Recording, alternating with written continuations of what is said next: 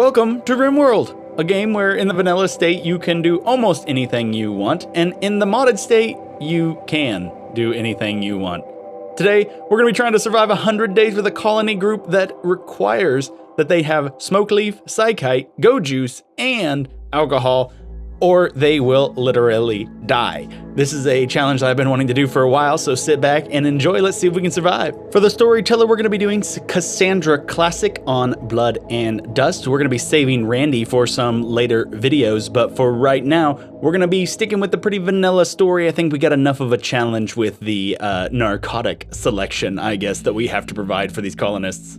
For the map seed, we have decided to go with the name The Still as a pretext to our alcohol addiction that we're going to be dealing with the rest of the playthrough. And for our map, we are going to go with a temperate forest so that we can have year-round growing potential, because if we do not, we will, die without our narcotic. In my almost 3,000 hours of Rimworld, I have never done an ideology playthrough. In fact, most of the time I turn it off. But I figured that this was the perfect playthrough, especially with the meme of high life. So welcome to the religion, the path of ecstasy. Obviously that's just a randomized name, but I chose the leaf and chose the color, so I did a little. For our colonists, we made a custom xenotype, which I am calling the Needy. And what this does is it makes us alcohol dependent, go juice dependent, psychite dependent, and smoke leaf dependent, as I said at the beginning. But because these are all negatives, we do get some really good traits like great shooting, melee. We are psychically deaf, but we have super fast healing and super immune. Now, basically, these are essentially a mix of Hazars and Wasters with a few more things added in, but we also have low sleep to make sure we can maximize our work time. The pods have dropped, and now we are going to meet our wonderful lineup of colonists for this intoxicating playthrough on the Rim. Starting off, we are going to have Alexander. He is our construction, he's our miner. He's going to be helping out with crafting, but he's not going to be our main one. He's just going to be our base builder. We got Pinky, who is going to be our medical, our intellectual, and our social. So research can get done relatively quickly and keep up with the actual game pace. After that, we got Cicada, who is going to be our plants and our cooking, both of which require a colonist dedicated to them, or you're going to end up with them staying too busy. And finally, Nathan, who is going to be our main crafter and also going to help out with plants, kind of a well-rounder, just like Alexander. And just like that, guys, we've got a base layout that is looking good. I mean, it's kind of a big start, I know, but since these guys don't really sleep, I got plenty of time for them to go ahead and finish building it up. They do sleep, but not near as much as any of the other colonists that honestly that I played with, because biotech's the first. So let's get some growing zones down, and we have got our potatoes, our psychite, and our smoke leaf. Let's psychite right here. We get down our smoke leaf, our hops for our beer that we're going to need, and finally, some tincture. Let's go ahead and get a stockpile down now. We want to make sure and have that covered, obviously, because everything degrades if it's out in the elements. So never forget to build you a stockpile room. Because I'm using the Dub's Bad Hygiene mod, I gotta make sure to have them wells and latrines and places to use the restroom. We then face our first danger from Cassandra, which is a deadly bluebird, who comes flying into the base and runs into Cicada, unfortunate for the bird, who handles it very quickly with a single strike. So the base is looking good and coming together well, but a Timberwolf begins to hunt poor Pinky. We have to immediately draft the troops as my walls are open and I have no way to really stop it. And just like that, Alexander puts the thing down along with the help of Pinky, who for some reason decides this is the perfect time to finish a meal while bleeding to death on the front lawn. This is followed by a raid from a single waster with a pokey stick, who we rally the troops, and at this point, the waster decides that instead of facing all four, she would rather steal my drug bench, which, I'm sorry, but in this playthrough, I simply cannot allow. We put her down and then peacefully beat her to death with Alexander. A single waste was really not worth the bullets. Pinky, who was fine bleeding to death just a few minutes ago, is suddenly on an insulting spree, so we quickly log a bed for prisoners and have her arrested. With only a 60% chance, that was actually quite risky, but she does go down peacefully, and of course, we immediately turn around and release her with a bad mood. And love is in the air as Alexander woos Cicada, and they have become lovers and wish to share a bed for that sweet, sweet love-in mood bonus that everyone knows and loves in the game of Rimworld. We set our dependencies, our drug policies, I guess you should say, to where it is only for addictions and not for recreational use, and quickly finish our freezer so we have a place to store said narcotics. And more love in the air as Nathan talks to Pinky about practicing blackjack, who instantly is wooed by his gambling addiction. And on day 10, we have a nice overview. The base is looking good. I am still lacking electrical power, which is unfortunate, but it is coming along. We've got nice quarters, people got beds, storage places built, booze is currently under production, and we have set our drug lab to produce smoke leaf joints, which handles 2 of our necessary addictions. This is also where I learned the ultimate downside of a Go Juice dependency, as Go Juice requires Nutramine. And I don't have any of that. And unfortunately, in the little sea of mods that I have nothing that can produce Nutramine. We can, however, produce Psychite Tea to help with our Psychite dependency, and we can have that handled now. 13th of April, May, Alexander finishes our batteries, making sure that we have electricity and temperature control for our food storage. And just like that, Alexander proposes to Cicada, and she says yes. Thank God. That's going to make sure that we have our happy mood buff, not only from the lovin', but also from the opinions of the spouse, hopefully. There might be a dark relationship brooding. We've got our first smoke leaf joints being produced, and our psychoid plants are coming along, though slowly. They tend to take a while to grow, it seems. With all that said, we're having Nathan go ahead and prioritize filling our fermentation barrels, as alcohol takes a while to produce and we can't afford to lose it. And while we're doing that, a mad squirrel.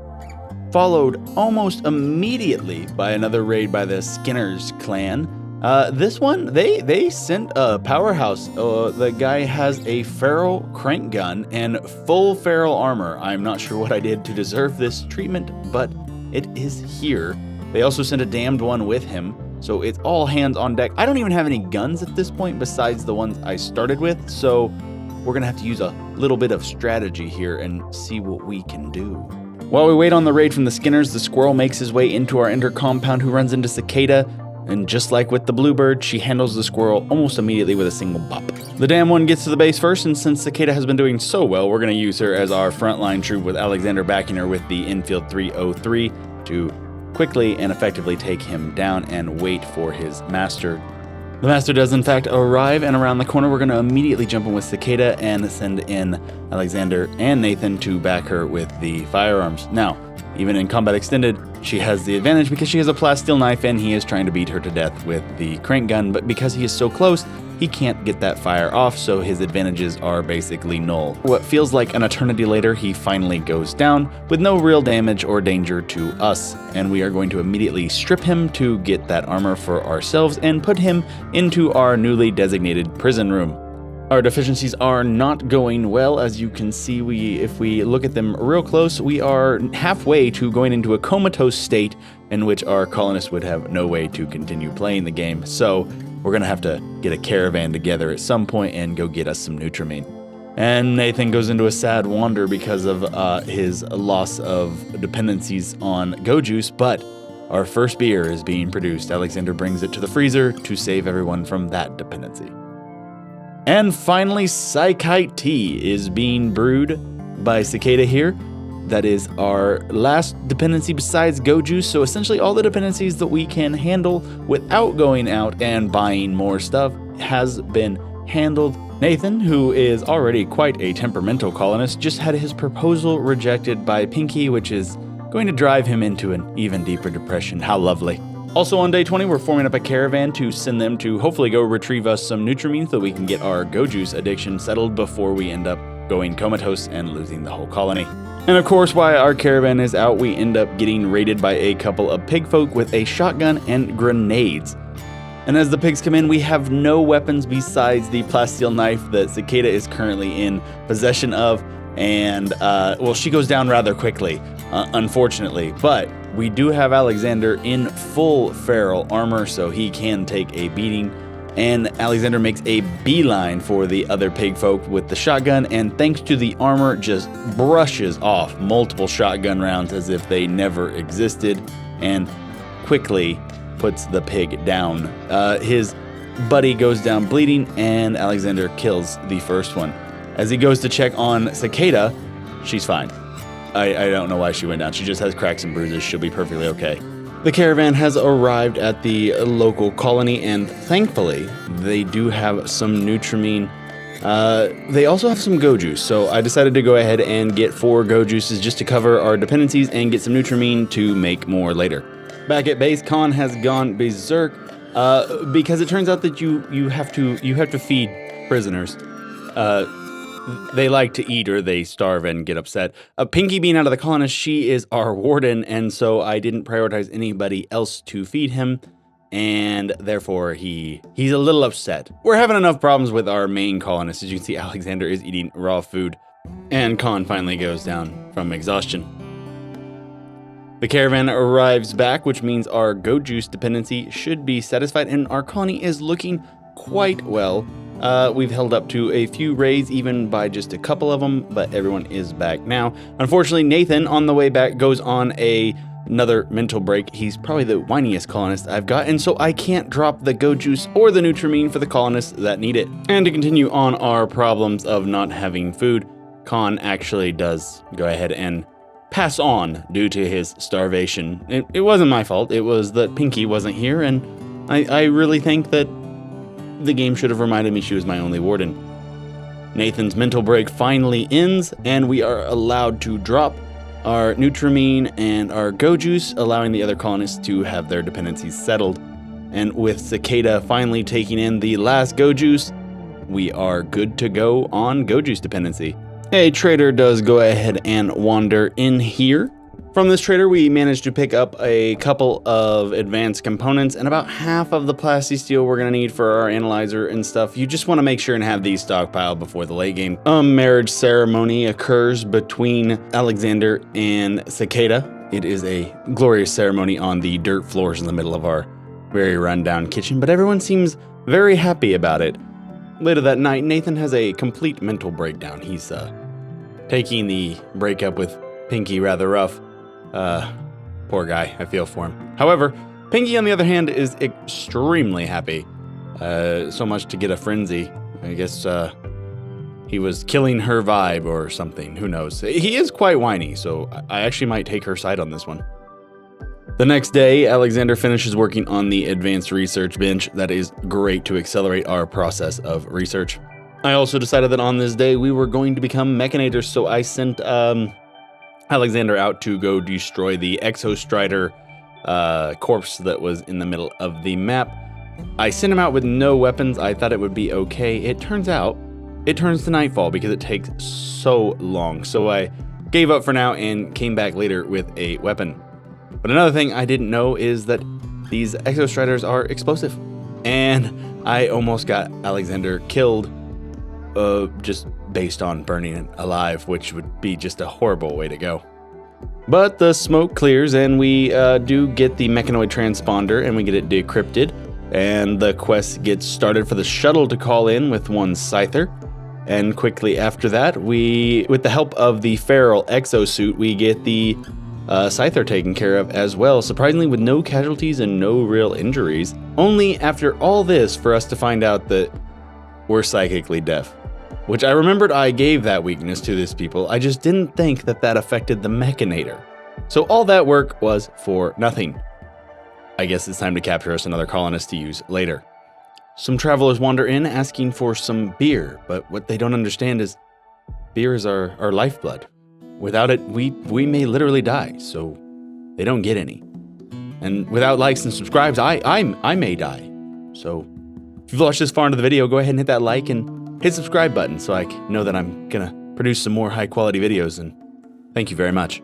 We then get a single lone raider from the Archons, I believe is how it's pronounced, with a very scary ethereal weapon and a very high melee stat, but he is Transcendence and a natural side link, so at this time I'm figuring that I may have just hit the jackpot on who my Mechanator is gonna be. He runs in, and because he has a melee weapon and we have a feral chain gun, it goes exactly how you'd expect when you bring a knife to a gunfight. Day 34 and the colony looks pretty much exactly the same as the last overview. We are advancing very slowly. However, we need to move on to getting us a temple and a production room, I guess you could say, to put Nathan to work. And of course, there it is, looking very well, I might say. I don't want to say good. That's too strong of a descriptor. It looks well. It looks well. On top of doing our production room, we are also going to be working on our animal storage, or our pen that we're going to be. I didn't really know what I wanted to put in the pen at the time, but it will soon make itself clear. And we receive a quest from the Empire to watch over prisoner She, however you want to pronounce it. I originally thought I was going to take a colonist as a reward, but after further review, yes, he has some good melee and mining and stuff, but his natural traits and his health problems just definitely outweigh, I think, what he's going to be benefited of, considering he has a really bad artery blockage that can make him have heart attacks, and then it costs us a bunch of medicine to fix. But we go ahead and accept for some goodwill from the Empire. She does go ahead and arrive by the transport, and we quickly send Pinky out there to go ahead and capture her. With enough of the temple completed, we are going to go ahead and assign Pinky the role of moral sleeper, so that we can begin the ideology tree. Immediately following, I have a very confusing prompt that says I'm giving the moral guide of the moral sleeper to Cicada, and then gives it to Nathan, even though I had just given it to Pinky. Yeah, I made some mistakes here. That was on me. It is going to cause a slight mood debuff on Pinky, but the moral guide of moral sleeper becomes Nathan at this time. And of course, immediately following, I reassign Pinky back to the role that I had initially wanted to, which was not moral guide, but leader. So now we have our leader set and our moral sleeper. After all this, the colonists decide to get together, and what little bit of food we do have, they decide to throw a party. While everyone else is inside having a good time, Nathan does, you guessed it, another mental break. He goes into a daze. He just cannot get over the loss of his innocent Pinky. A couple days later, we have Pinky give the first leadership speech, and it turns out that she's pretty good at it. I guess we did good with picking her social skill, as she gives an encouraging leader speech. Gives me a little bit of hope for using those speeches later on. And a couple of boomalopes wandered in and joined, so we now have a use for that fence. And it also gives us FSX when you harvest from boomalopes, so more advanced weaponry uses that for ammunition. A mech cluster with a psychic droner lands near us, so we do what every good Rimworld player does when it comes to psychic droners. We send a single individual in a caravan to go and take care of it. Alexander arrives on the site and simply bashes up the psychic droner with a knife, and upon its destruction, we gather up the materials and just simply head off the map and return to base. Psychic droners really are just that easy, and EMI dinos and basically everything they send your way, so I'm not too worried about that. It's more when they land on my own map that they become a problem. Alex returns, and a couple days later we send him out on another caravan with Pinky to go get some more Nutrimine. I just haven't learned my lesson. Because Pinky is gone yet again, we have a prisoner break because of not being able to eat yet again, so we end up having to use guns against him, which puts him down rather quickly, but I must say a little too effectively, because we end up losing him due to blood loss. Unfortunate. We arrive at the colony that we've sent our caravan to, pick up a few more advanced components and some more Nutrimine, just to kind of bolster our stocks a little bit, make sure we can maintain our go juice. And then we get an offer for a quest from the Fumbium Accord for some plastisteel, which we really need right now, so we're going to get raided by some imps in a couple of days. They are going to send help though, so I'm not too worried about it. We then finish our multi-analyzer to assist us in our research. All this only to notice that the temperature is what is ruining Pinky's research speed and slowing us down. So we then go ahead and build up some AC units and some vents to kind of keep the whole place cool. An event happens that has to have a very low chance of spawning. Lucy has crashing in a transport pod, and Lucy is Ziri, who is not our colonist, but the assistant mercenary's mother. So we go ahead and get her into a medical bed so that we don't have a mental break from the mercenary. And with that, the imps are coming in to raid. We line them all up in what would be like our little kill hallway, I guess to say. I wouldn't call it a kill box, but we need to make sure that we run them where we need to, and honestly make pretty quick work of the primitive imps.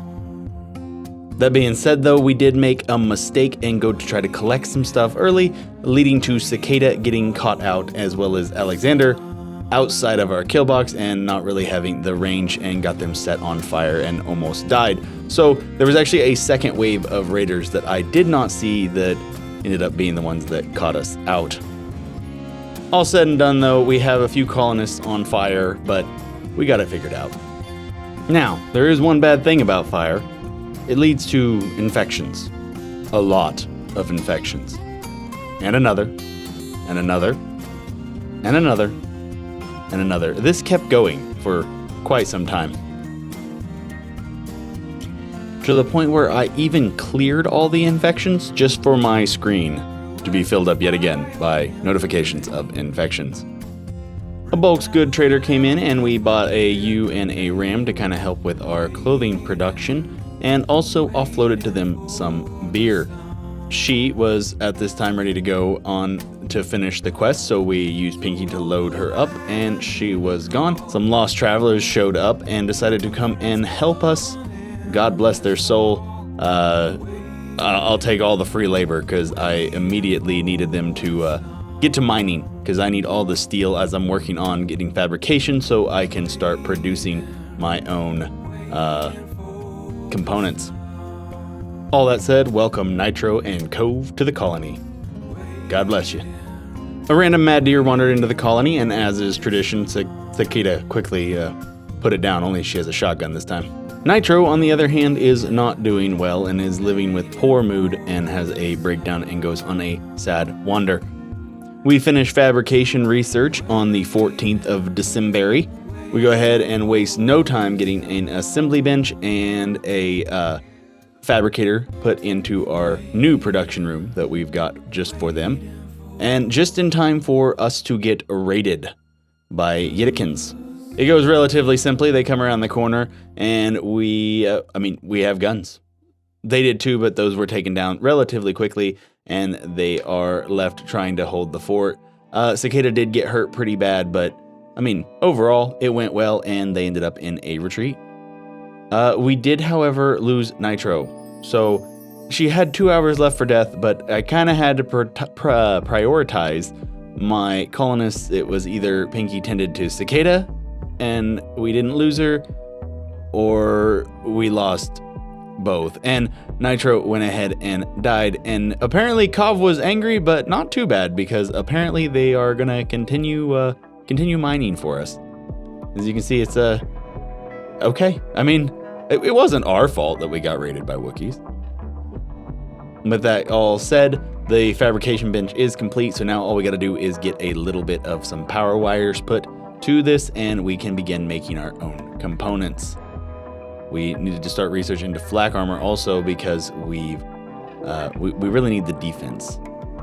Kov has went ahead and left us. Unfortunately, there goes one of our miners, but they did well while they were here. I also didn't know, but you can't butcher out boomalopes. I was running out of nutrients in my field, so I decided to butcher off a couple of them and ended up accidentally setting Nathan on fire because he's my animal handler. Of course, I learned my lesson and would never make a mistake like that again, right? Yeah, I would never make a mistake like that again. That would be really dumb of me if I forgot to turn off the other butchers on boomalopes and set Nathan on fire again. Of course, Nathan again breaks down. Of course, he has a reason this time, but he goes on a smoke leaf binge. Kov did contact us after 5 days and gave us some LTEX. So not much for helping them, but I'm surprised they gave us anything. And we ended up again with a raid of Yidikins who ended up using drop pods, but we have shotguns and they are now in a closed area. So it doesn't work out well for them. They do, however, try to start looting everything they can, and the problem is, though, they decide not to break out of the walls. They decide to loot and come out the front door of our storage room, where we have an entire firing squad waiting for them. It ends exactly how you'd expect, rather quickly. After the raid, we captured 2 of the Wookiees, one of them being Unwavering. It doesn't quite go so well, though, and we end up stuck with only the Unwavering one as one of them passes away from their injuries. Combat Extended makes it very hard to take prisoners without them dying. So I did the only thing you can do with an Unwavering prisoner. public execution. Yes, my religion has public executions. I actually don't remember turning that on, but I mean, I figured it'd help my mood boost, so might as well, and we end up with a satisfying public execution. It's also at this time I noticed why I was having food problems. Bonus points for you if you noticed it beforehand, but I accidentally put a vent into my freezer, so my AC units were not cooling down my food, therefore leading to rot. No wonder I was starving to death. We end up with another drop pod raid from the Shota group coming in with actually Alexander's ex-wife, so this is going to make for awkward dinner conversations for Cicada and Alexander later. But again, they drop into my production room, so they've locked themselves in, and we have shotguns and very narrow passages, but not before destroying every single one of my production benches. Now, I could have sent somebody in here, but I was kind of scared to, so I sent them all in a little too late after I'd made the decision that it might be worth dying for. Unfortunately for them, though, I do, like I said, have shotguns in very close corners and end up completely wiping them out relatively easily, just at a very hefty cost that I didn't want to pay. From the Shota raid, we end up grabbing Coyote here. At this point, I'm trying to grab anybody I can to have a Mechanator, so we capture him straight out because he wasn't too badly injured, and he is now destined to be the said Mechanator. I do, however, still have to replace all of my repair benches and all of that. Man, the cost of a single raid was ridiculous. Luckily, they didn't get my fabrication bench, though, so I can even make the components if I need to. Coyote gets lung rot from the bodies resting beside him, which is just another reason that I need that clean sweeper and the lifter to go ahead and cremate corpses, because I just don't have the free labor to do so, and it's taking forever to even get it. Hopefully, again, we can get him to a Mechanator very quickly. Now, we have a colonist that decides to join us, a forester named Michael. I don't ever trust random colonists, especially in this game, but we go ahead and accept them because we need the free labor, and unfortunately, the first thing Michael does is go and arm themselves and completely load themselves up. That's not gonna happen on my watch, so I then assign poor Michael to a nudist apparel policy. That'll take care of that pretty quickly. We had a caravan out, actually going to one of the neighboring villages, and they were attacked by a couple of cats. Alexander and Cicada very quickly take care of those cats. And see, I've learned my lesson. I didn't send Pinky this time. Upon their return, the gang decides to have a party in the temple. Unfortunately, we didn't have enough smoke leaf to stock the Autobong, so they didn't get that benefit of the high life. And we are looking really good. We've gotten a lot of layouts. Don't think it's ever going to happen, but we were trying to get some sandstone cut so that we can get rid of our wooden walls and maybe make us a little more secure. As is the theme, paranoia is fully rewarded in this game, and Michael turns out to be a traitor. Surprise, surprise, I don't think anyone's really super shocked about this, but I send the gang in after drafting them and decide to use melee because I want to keep her. She's not that bad, so we use melee to go ahead and knock her out. At the same time, a raid from the Skinners go through, and they are actually pretty well equipped this time, but so are we. We've got flak, we've got shotguns. I'm not too worried about it, but just kind of convenient that a traitor and a raid happen at the exact same time.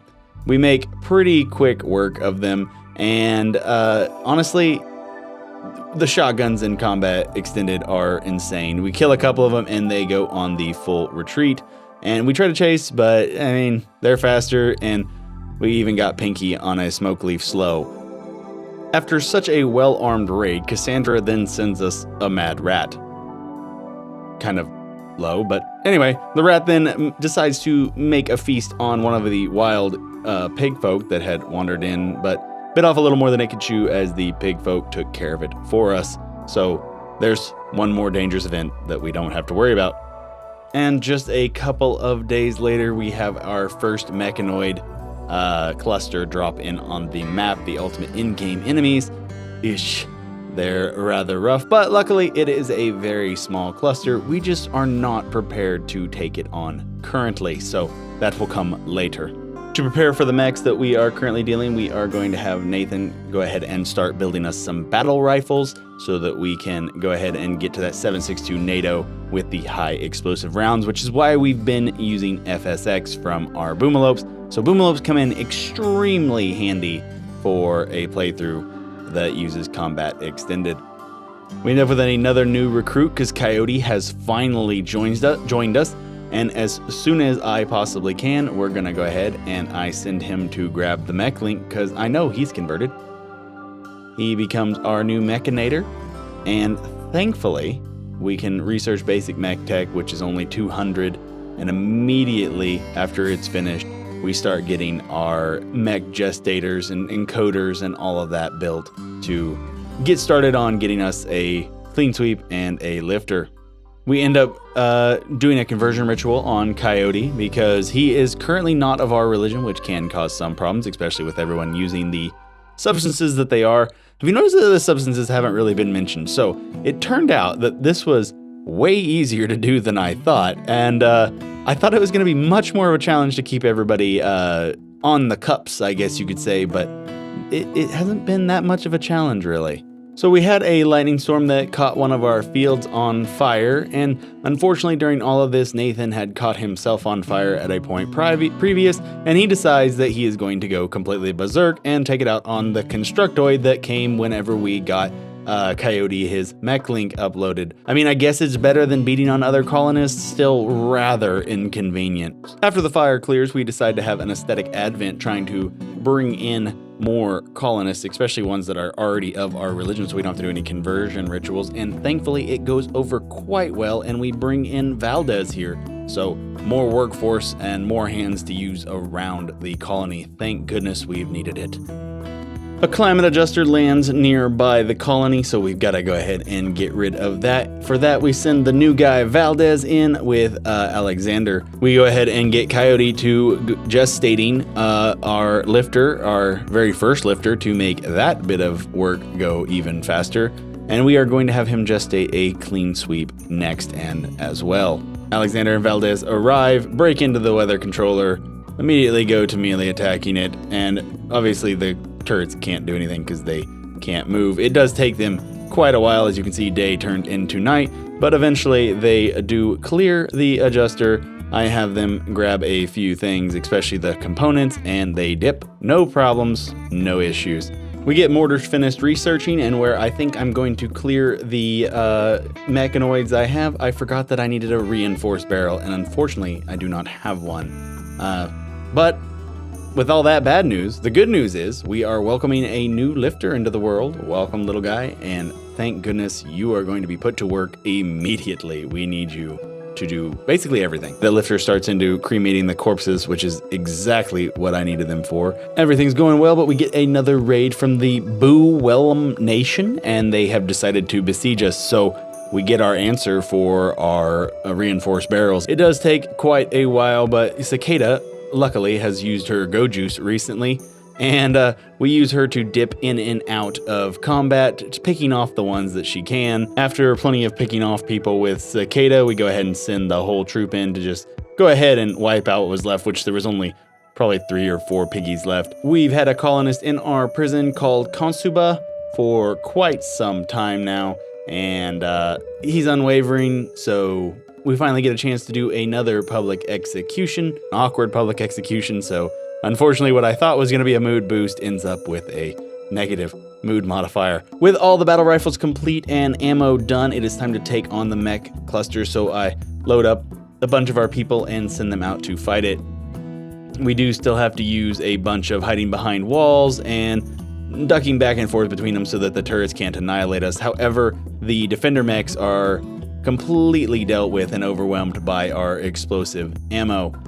The turrets would kill us basically in one shot on combat extended, so we want to make sure and use some strategy to counter them and take them out. And with that, the mech cluster is defeated, and we have another raid from a mech hive. Isn't it lovely? And this is on day 98, and it has been peaceful. They are a breaching raid, and they do have a termite, so I rally the troops, go ahead and draft everybody, all hands on deck, send them out, and a lot of the mechs are taken care of relatively quickly, but one termite shot takes basically everyone out. So this is not looking good for the colonists. Alexander does fight bravely, taking out all of the lesser mechanoids. That termite, though, is still there and doing quite a bit of damage to the walls. It's not looking good. Nathan is crawling away. And termite is finally down. The raid has ended, but we've lost everyone. Everyone is dying, or we've lost it. And this is on day 98. It's so unfortunate. Alexander has a tough decision to make, and the one decision he can make as being the only surviving colonist is to save his wife, Cicada, who he immediately goes to rescue. Unfortunately for the colonists, it's too late for Cicada, and she dies in his arms. Alexander then makes the hard decision to try and save someone else and goes for Pinky, the researcher, to secure the future of the colony. Nathan is attempted to be saved by Coyote, but he dies, and it's not looking well. Alexander goes to get medicine, and right as he's about to come in to save Pinky, she dies right in front of him. All but Alexander are dead. The original colony is basically gone. So we beat the mechanoids that raided us, but at what cost did we win?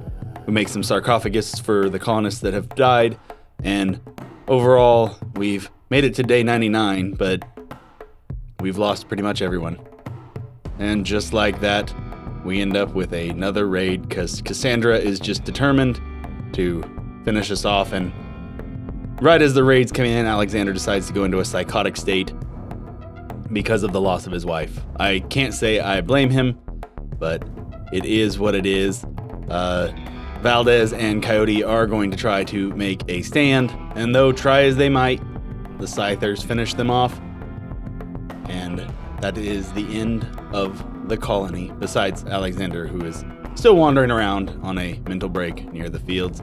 The tribe people go to leave, and quickly the mechanoids turn on them and begin completely wiping out this poor tribal colony. The termite then lays eyes on poor Alexander and immediately takes aim and fires, finishing and putting him on the ground. This, of course, leads to a man in black, Mike, who comes in, but unfortunately, because of the injuries, it's far too late to save Alexander. And though he tries to get him to a bed, I realize that he doesn't have much time left, and so I've decided that Mike will place him down and make one final stand to try to make it to day 100. One final stand. Mike goes down, but manages to kind of crawl away and get to the shelter of the kitchen, and this is on day 100, where Mike, laying there, bleeds to death on the floor. The colony lost for good. The ultimate enemy, the mechanoids, are the winners. Guys, if you enjoyed this video, all I ask is you go ahead and hit that like button, hit subscribe. It takes a lot of work on these, but I did have a lot of fun, so I do hope you enjoyed, and I've got a couple more challenges I want to see.